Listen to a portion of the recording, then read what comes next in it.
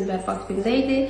Ətraf nə deyirdi, onu da eləyirdi. Əlbəttə, mən də qulaq asırdım. Çünki artıq istəmirdim də üzüm belə olsun. Makiyaj eləyirdim, görünürdü, pis görünürdü. Eləmirdim, daha pis görünürdü. Tıbcı bezdim. Fərdə xanımın paylaşımlarını çox bəyəndim. Tıbcı son seansımdır, baxın üzümdə heç nə yoxdur. Artıq ilk seansda mən nəticəni görmüşdüm. Üzümü görür, soruşur ki, bəs o ay nə yaxşıdır, kosmetoloqun kimdir? Hamısını deyirəm, Fərdə xanımdır.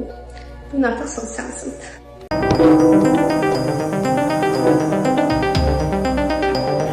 Thank you.